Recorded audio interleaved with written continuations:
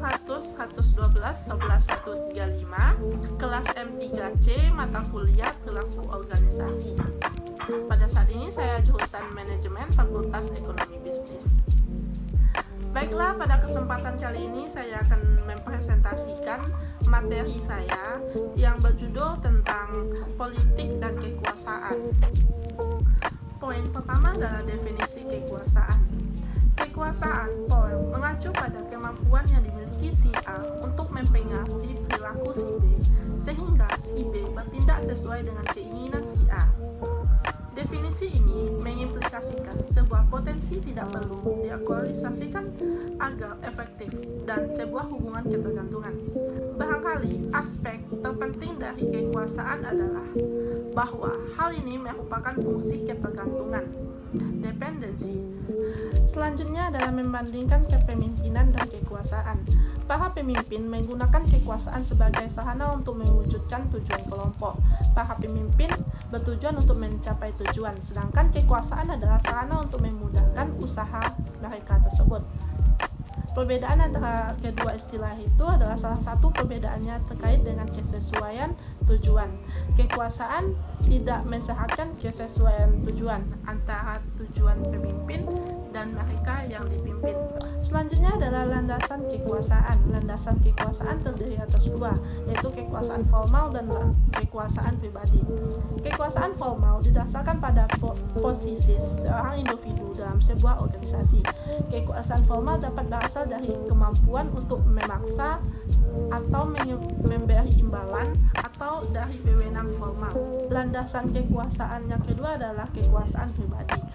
Landasan pribadi juga terbagi atas dua, yaitu kekuasaan karena keahlian. Kekuasaan karena keahlian adalah pengaruh yang diperoleh dari keahlian, keterampilan khusus atau pengetahuan. Yang kedua adalah kekuasaan rujukan.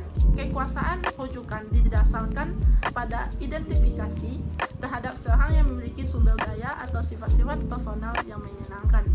Baik, poin kedua adalah kunci menuju kekuasaan, yaitu ketergantungan. Aspek terpenting dari kekuasaan adalah bahwa hal ini merupakan suatu fungsi ketergantungan. Yang pertama, postulat umum tentang ketergantungan. Semakin besar ketergantungan si B kepada si A, semakin besar kekuasaan si A atas si B. Karena kita memiliki apapun yang dibutuhkan orang lain, dan hanya kita, seorang dirilah yang mengendalikannya. Kita membuat orang lain untuk bergantung kepada kita, dan karena itu kita berkuasa atasnya. Jadi ketergantungan berbanding terbalik dengan sumber-sumber penawaran alternatif. Selanjutnya adalah penyebab ketergantungan. Ketergantungan akan meningkatkan manakala sumber-sumber daya yang kita kendalikan itu penting, langka, dan tak tergantikan. Poin ketiga adalah taktik kekuasaan. Taktik kekuasaan adalah cara individu menerjemahkan landasan kekuasaan ke dalam tindakan-tindakan tertentu, yaitu yang pertama, legitimasi yang mengandalkan posisi kewenangan seorang untuk menekankan bahwa sebuah permintaan selaras dengan kebijakan atau ketentuan dalam organisasi. Yang kedua adalah persuasi rasional yang menyajikan argumen-argumen yang logis dan berbagai bukti faktual untuk memperlihatkan bahwa sebuah permintaan itu masuk akal. Yang ketiga adalah seruan inspirasional yang mengembangkan komitmen emosional dengan cara menyerukan nilai-nilai, kebutuhan, harapan, dan aspirasi sebuah sasaran. Yang keempat adalah konsultasi yang meningkatkan motivasi dan dukungan dari pihak yang menjadi sasaran dengan cara melibatkan dalam memutuskan bagaimana rencana untuk perubahan akan dijalankan. Yang kelima yaitu tukar pendapat yang memberikan imbalan kepada target atau sasaran berupa uang atau penghargaan lainnya sebagai ganti karena mau menaati suatu permintaan. Yang keenam, seruan pribadi yang meminta kepatuhan berdasarkan persahabatan atau kesetiaan. Yang ketujuh merupakan menyenangkan orang lain, menggunakan rayuan, pujian, atau perilaku bersahabat sebelum membuat permintaan.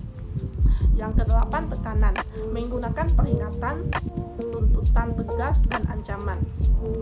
Yang kesembilan yaitu koalisi, meminta bantuan orang lain untuk membujuk sasaran target untuk menggunakan dukungan orang lain sebagai alasan agar sasaran tersebut setuju.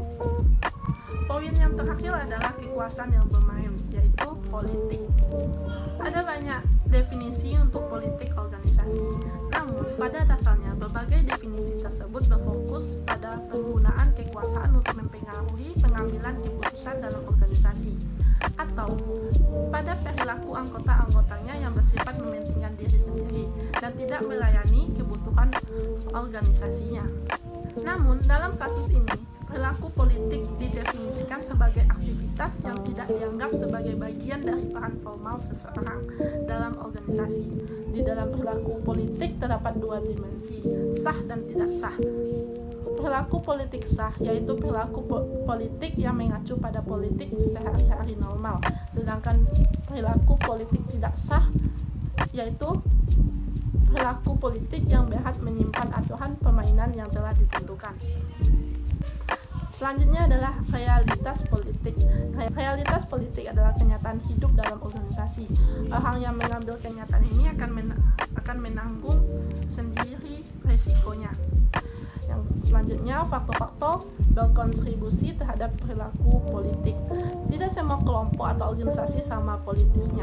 Penelitian dan observasi baru-baru ini telah mengidentifikasikan beberapa faktor yang kiranya mendorong perilaku politik. Faktor-faktor tersebut adalah faktor individu dan faktor organisasi.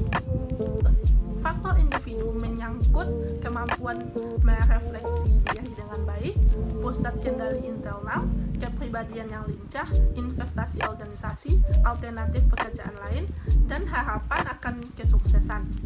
Selanjutnya, faktor organisasi yang meliput kealokasi sumber daya, peluang promosi, tingkat kepercayaan rendah, sistem evaluasi kerja tidak jelas, praktik imbalan zero sum, pengambilan keputusannya demokratis, tekanan kinerja tinggi, dan manajer senior yang egois. Yang terakhir adalah ketika berperilaku secara politis.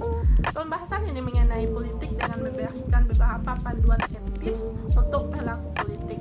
Meskipun tidak ada cara pasti untuk membedakan proses berpolitik yang etis dan tidak etis, terkadang orang terlibat dalam perilaku politik karena alasan kecil yang baik. Kebohongan terang-terangan bisa menjadi contoh dari ekstrim dari pengaturan kesan. Intinya adalah bahwa sebelum berbuat demikian, satu hal yang harus diingat adalah apakah hal ini benar-benar sepadan dengan risikonya. Berikut adalah animasi, kekuasaan, dan politik.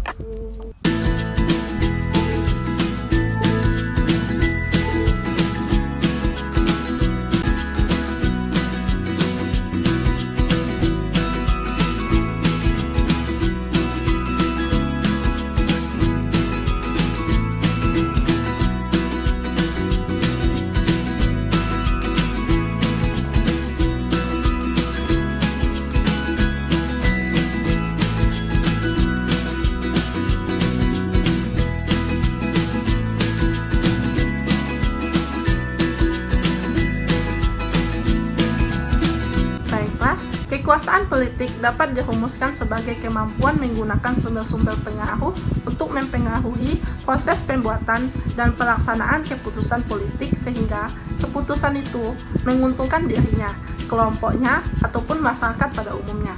Bila seseorang, suatu organisasi atau suatu partai politik bisa mengorganisasi sehingga berbagai badan negara yang relevan misalnya membuat aturan yang melarang atau mewajibkan suatu hal atau perkara, maka mereka mempunyai kekuasaan politik.